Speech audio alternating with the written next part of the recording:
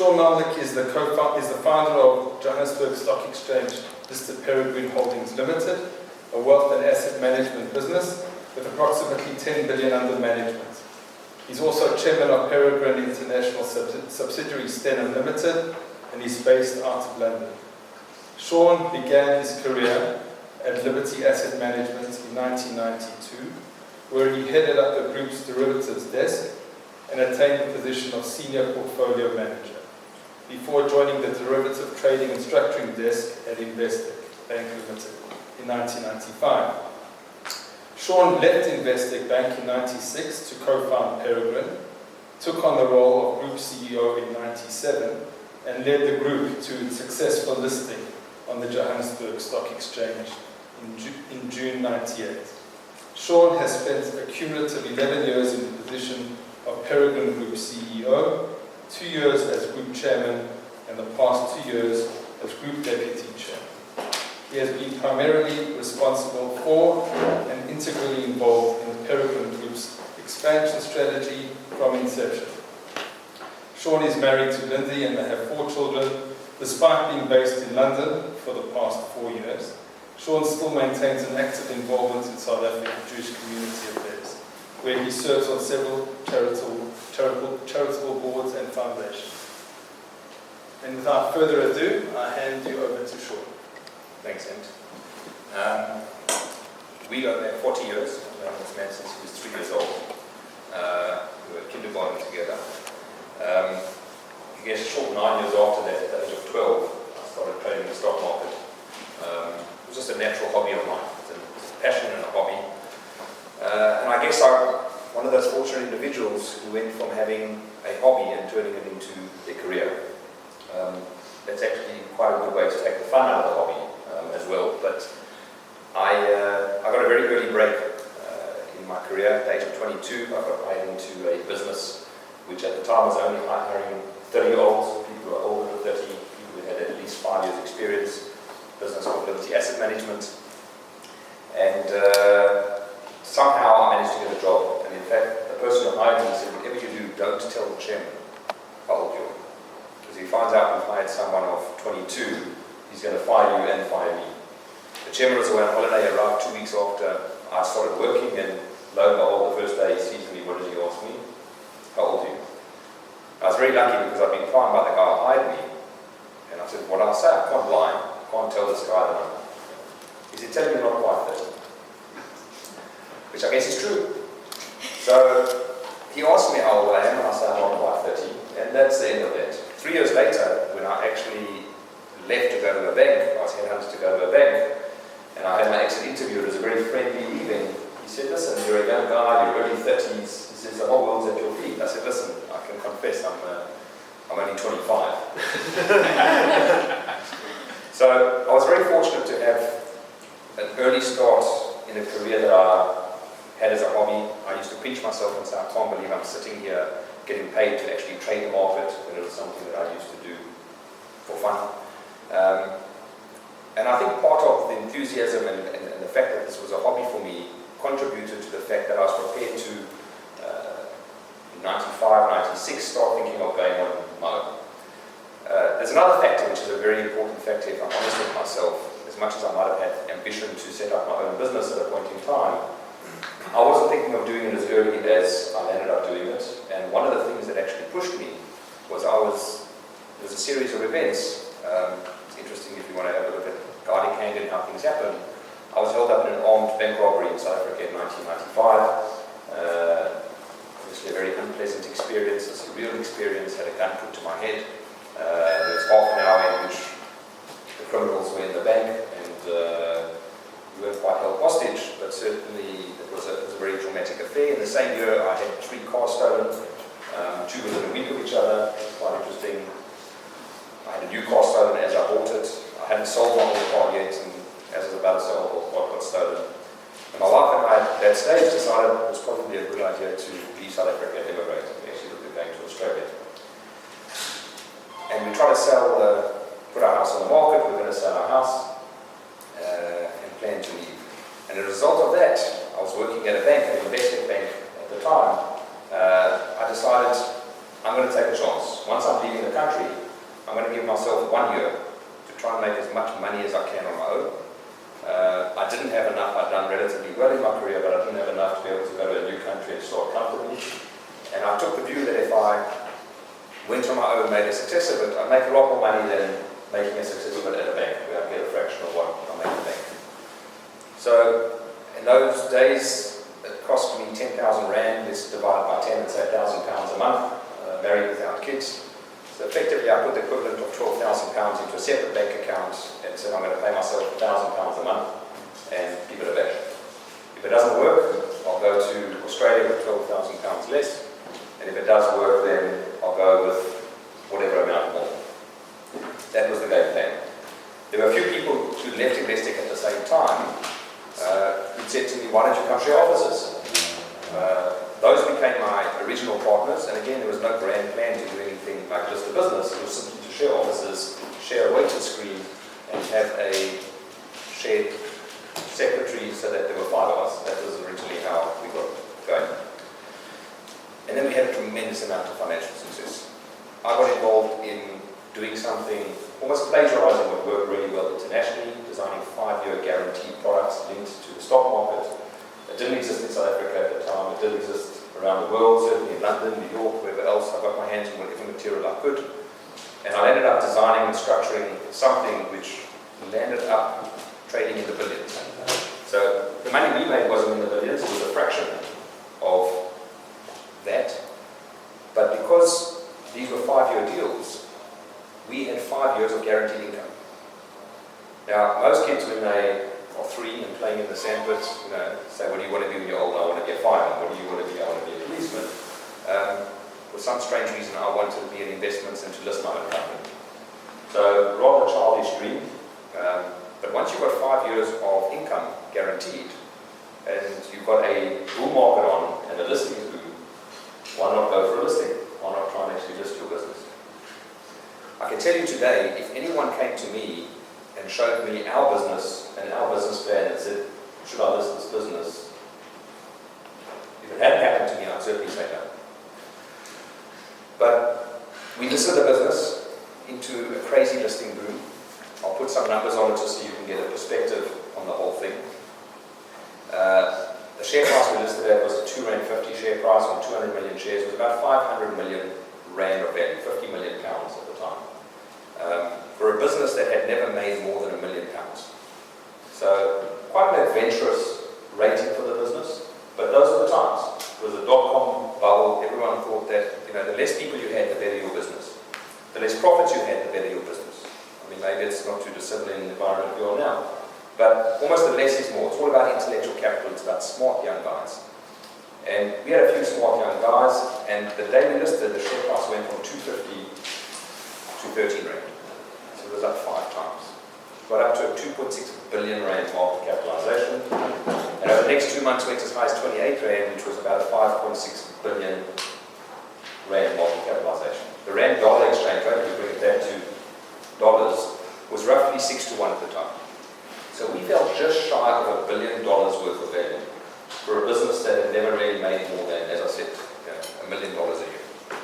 It sounds wonderful, it sounds fantastic. On paper, we were a bunch of 20-somethings. I was 29 at the time as CEO of a listed company.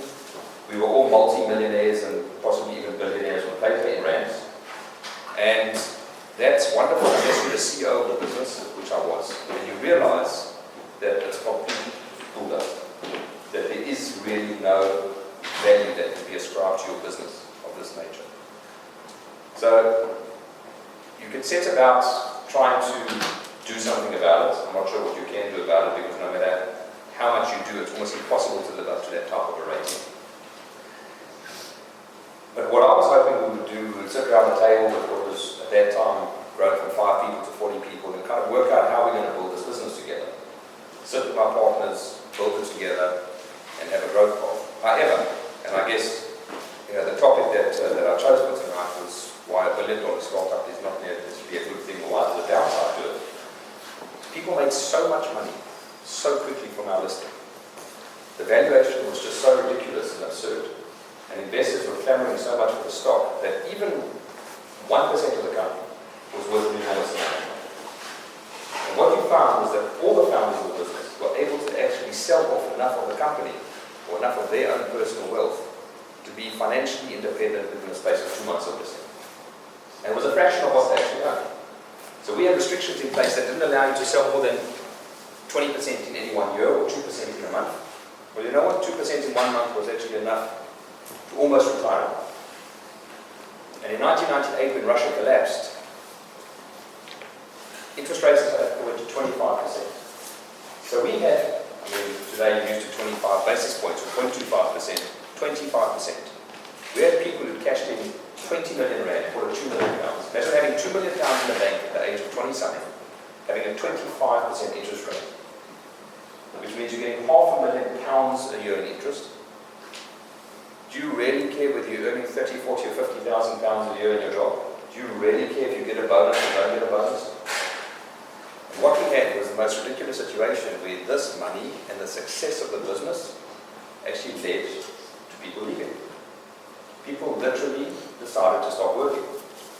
So this wonderful success, we were all unbelievably happy with the wealth we created, with the hype. Again, if you're a CEO of the business, you realize that you've got problems when the valuation disappears. But one by one of the 11 original partners, the guys left. Now, if I wasn't the schmutz sitting as CEO, I'm not sure if I'd be the guy who would have been last man standing. I can't sit here tonight and tell you that I would have stayed if I wasn't the CEO. But I guess as CEO, you've got the ultimate responsibility to investors and to your staff. I felt that I brought people along with me for a long-term ride. I hadn't looked at it as a short-term ride.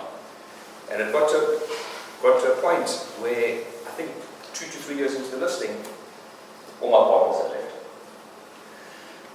What happened to the share price? After Russia collapsed, share price went down from 28 Rand to about 6 Rand. It then rallied again to 17. When the dot-com bubble burst early 2000, share price came down to 5 Rand, 4 Rand, 3 Rand, 2 Rand, got to a low of 1 Rand 30. So, imagine the yichus of sitting there and saying we've got a 28 Rand share price. Imagine having to deal with a situation where your share price is now down 95% from the high. You know what the irony was? We had a better business then than when we started. If we fast forward to today and we make a comparison, when we started our business, we were managing no money. We'd done a few deals, we made a bit of money, but we were managing no money. We had no one's money that we were looking after. And we had a valuation of 5.5 billion rand. Today, having to rebuild the business and having to start again and get new partners and literally build it business by business after all the partners left, we managed just under $10 billion of other people's money. The business today is worth just a little over a third, managing $10 billion relative to managing nothing, where we had a valuation of 3 times higher. So it's very hard, I think, if you actually sit quietly and try and work out how is it possible for making so much money so quickly to be a bad thing. I can give you this anecdotally as one case of how that can actually destroy a business. Another observation, which is absolutely clear to me, is that when things are good, you don't build good businesses. When things are going so well, you don't look around and say, how can we improve the business, how can we make changes? It's only when things turn down, when things are tough, that you actually do some soul-searching and look at rebuilding your business. So I'm a very strong believer that good businesses are built in tough times. I think you can use that as a paradigm for life. How often when things are going well, do we ever say thank you for what we have, count our blessings? It's only when things go the wrong way that we turn around and say, why not? And from that perspective, I actually find myself in a position where I'm thrilled to have gone through the turmoil of building a business, almost been given the gift of a business which was worth an enormous amount. Seeing that come at enormous pressure and having to actually be, the first time was a gift. The second time has been 10 or 12 years of really tough work. One of the things that I thought about doing, which was probably around 2000, so it was 2 years after the listing, share price was wallowing down at 4 Rand, 5 Rand, so it was down 90%, is I actually asked the question. I started getting involved from a charity, from a tzedakah point of view, just before our listing. In fact, a colleague of mine came to me and he said, do you mind if I give a rabbi your number? I said, why would I mind if you give the rabbi my number? He said, well, once I've given you the number, or given him the number, you'll see. Not the rabbi itself, but from then on you're going to just be inundated. You're going to just get phone call after phone call, and you're going to, I said, okay, try me out. I suppose I didn't know what I was in for. But I think through the involvement from a charity and tzedakah point of view, a number of the people I was involved in the organizations offered to learn with me. I started learning. They used to come to my office, and I loved the learning. I thoroughly enjoyed the learning. And I got to a point and I said, well, maybe I should just not be in business. I should spend my time learning. Give up business and go into learning full-time. I've done what I need to do financially. I don't need to do anything more. And there's an opportunity to do something that intellectually I can trade the stock market in the afternoons. I can continue with my hobby. And it was quite interesting. I asked the question of 3 of the various rabbis that I was involved in, or involved with. So I got 3 answers back from the 3 questions that the 3 rabbis asked. The question of, all the answers were the same answer. And guess what the answer was? Don't give up working. Okay. Now maybe there's a vested interest in saying that, maybe not. But it was very interesting to examine the reason behind each of the answers. One of them, which was from a Chabad rabbi that I was very close to, said, God's put you in this position for a reason. He put you in here so that you can actually, you are where you should be. You are where you are. You need to be where you are. You're here because you've got something to do here. It's not because, and again, it was a very interesting lesson because all of us, no matter where we are, looking for somewhere better to be. We never quite appreciate that there's a reason why we actually are where we are. Another answer that I got back was that you have a tremendous opportunity to do something here, which I guess is, from a Jewish community point of view and inspiring young Jewish people, the Kiddush Hashem, where you can actually be a businessman who is doing his business honestly, is hardworking, and is involved in Jewish activities and lives a Jewish lifestyle, a kosher lifestyle, and you can be a role model to other people. You don't need to wear a yarmulke full time, you don't need to have a beard, you don't need to look religious, but if you actually live your life in a way which is a model to other people, and you're a successful businessman, that combination has a very positive impact on people. And go out and tell people that. Tell them that you're actually happy to do your business honestly. Tell them that you're happy to. It's a big part of what you should be doing with your life. The third guy said, listen, you're going to run out of money. The way you're giving money away a few years' time, if you don't work, you're going to run out of money. Just forget it. It's not a practical idea to give up learning, which was probably good practical advice. But I don't regret that I didn't take that path. I have spent the last 10 years rebuilding our business, 12 years rebuilding our business, one business at a time. I deal with very difficult people in the sense that the people that run our businesses are exceptional people. They themselves mostly are financially independent, not through listing, but through having done well in their careers and make a lot of money. It's like the story, I think, with Golden Meir. I might be wrong, correct me if I'm wrong, I think she was speaking to President Nixon at the time, and he was telling him what a difficult job he has. He says, you've got it easy. You've got a country of maybe 2 million people at that stage. He says, I'm the president of 200 million people. He said, well, let me tell you, sir, I'm the prime minister of a country of 2 million prime ministers. And that's a little bit of what our business feels like. Everyone is a hotshot. Everyone's a prima donna. Everyone's too important to, And I think that's part and parcel of what makes our business a very intense business in dealing with people, because you actually have a syndrome almost where people are in a position where they can actually retire and they can leave your business. Practically, what we did from a business point of view is we switched the whole thing around, and we said we don't want you owning enough of the top company that if you leave, you can sell out of the top company, and it doesn't really affect the top company because you're one of 10 people here. The 9 that are here will carry on with the business. And what we looked to do is we switched everyone from the top company down into their subsidiaries. We made a much more direct ownership. It's which means really it's all about your own underlying business. So if you're on the hedge fund side, your wealth and your well-being and your everyday return was linked to the hedge fund side. If you're on the property side, it came from that. We made it much more direct. And it's interesting, if you leave one of your business, if you leave your own business, the value dissipates. You're not in a position where you can just leave. And some people will decide to do that over time. People will decide they've made enough, they don't need to continue with the value that they have in their own business. So that's part and parcel of the lessons, I guess, that I've learned from being fortunate enough to create a successful company, seeing it succeed, seeing it fail because of the success and the success of the listing, rebuilding it slowly. We back people, that's all we really do now. And we back them in a way where they have a very direct ownership in what they do. They give them a huge amount of autonomy and a huge amount of freedom. And it's interesting, we don't have golden handcuffs, we don't have something which traps people in the business. It puts people in a position where if there's a better place to be, they can be there. We believe very strongly in that as part of the ethos of what we're doing. I came to the UK here on the 12th of March 2008 with my family, my wife and 4 kids. We'd been purely South African focused at the time. There was an opportunity to buy into Stenham as a business. I had known Kevin Orenson from 1992. We worked together. He worked in the business. I was over watching football with my father. Again, amazing how life works out. I thought I was watching football with my father. I ended up buying a company. We bought into 51% of Stenham. When I arrived in London the 12th of March, I didn't realise that on the 14th of March, Bear Stearns was going to do a belly roll and that JP Morgan was going to take it over. So we've had 2 good days in London. Since then it's been a little bit turbulent.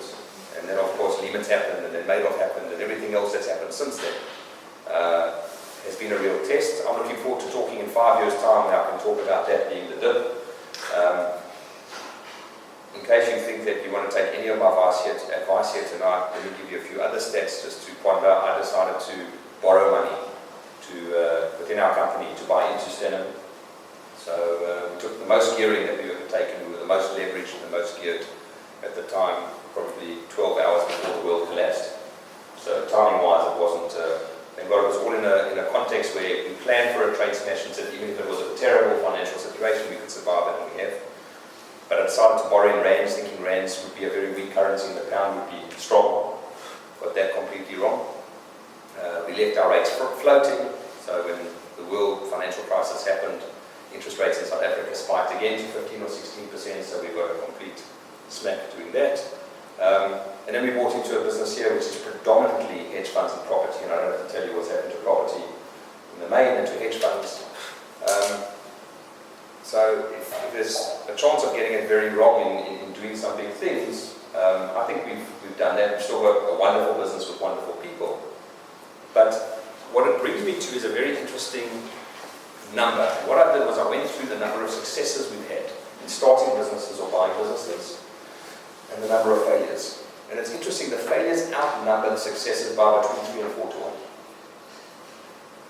We've got 3 wrong for every one that we've got right, but the ones we get right are worth 100 times what we put in. 10 to 100 times. The one we get wrong, okay, we get wrong and we get out. You can't lose more than the money that you've put in or you've committed to putting in. So as an entrepreneur, it doesn't faze me to take risk. If it's contained, if you know what you can lose, if it's done responsibly, you can do it. And there's no doubt that we've actually got to the point where we failed a lot more than we succeeded, and yet ultimately the business is still successful. The one thing, and I think time-wise get close to finishing off now, but the one thing that I guess has helped me tremendously, and I'm still looking for that opportunity here in the UK, in terms of how to take what has been a very difficult entry into the UK, a very difficult transition, and turn it into opportunity. You know, how do you take out of a very difficult financial situation, out of a crisis, where's the positive? How can you? And it's funny when you actually ask anyone who's well versed in what's happening here, who knows what's going on, the more you speak to the experts, the more depressed you get. So I'm trying not to get too depressed, not to speak to too many experts, but I've got a few very interesting examples of why you shouldn't listen to experts too closely. I'll pick 1 or 2 which I think are quite pertinent. I don't know if any of you have ever heard of Thomas Watson. Most of you would say yes, he's a golfer. You're right, he is a golfer. IBM, and IBM actually got into computers originally. And he had a quote, which is actually interesting. They can't verify it 100%, but it's a very widely known quote. And they came out with this massive computer, which is probably the size of this building. They actually asked him, what type of market do you think it is for this? He said, well, in his estimate, there could be demand for up to 5 computers worldwide. That was the head of IBM making an estimate of how computers would fare in the world. In 1981, AT&T, which was the biggest telecoms company in the States, probably the biggest in the world at the time, commissioned a study to try and work out whether it was worth their while going into mobile phones or not. And it's funny to think in 1981, but if you can go back that far, I don't have a mobile phone. Certainly not in South Africa. I'm not sure that anyone here had a mobile phone. But I went to McKinsey, who are obviously one of the better known consulting firms in the world, and I asked them to please estimate at the turn of the century how many mobile phones there would be in the USA. So McKinsey went and did this enormous study. I can't imagine what they charged them. How many mobile phones do you think they came up with that there would be? They came up with 1 million. They said in the year 2000 there would be 1 million cell phones in the USA. Okay.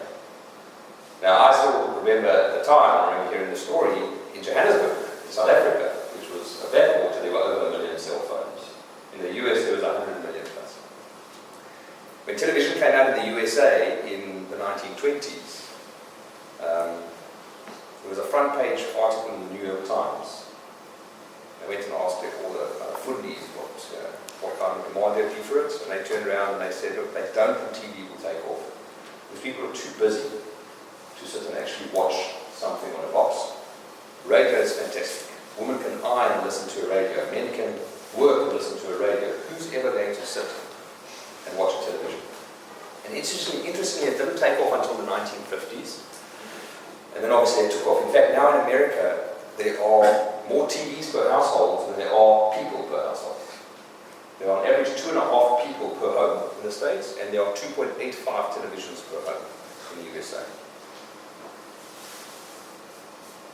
If you want to, you can go and listen to the experts and they'll give you their opinion and they'll be right many times. When it comes to bad news particularly, or being skeptical, or telling you can't do stuff, I like listening to experts because it's when people who really know what's going on say you can't do this, you can't go into mortgage origination in South Africa, you can't go into hedge funds, you can't build a new bank here in the UK. All the things which people are skeptical about are exactly the type of things that I'd love to try and have a look at. So through the trials and tribulations of getting very lucky in business, listing a business, then working hard to try and rebuild the business, I certainly can see a guiding hand in everything that I do, that sometimes things look like they're fantastic, and they're not. $1 billion market cap can actually be a curse or a blessing. Sometimes arriving in the midst of a financial crisis, as we did, might actually be a blessing and not a curse. I've learned to appreciate when things are good. We also often wait until they're bad to actually realize what we've lost. And I've learned to look for the good through the bad and look for the opportunity. So that should give you a sense of my journey. I really thank you very much for giving me the time. Very happy to take questions on anything I've spoken about or anything else related to failed companies which are $1 billion or more. Thanks. Well,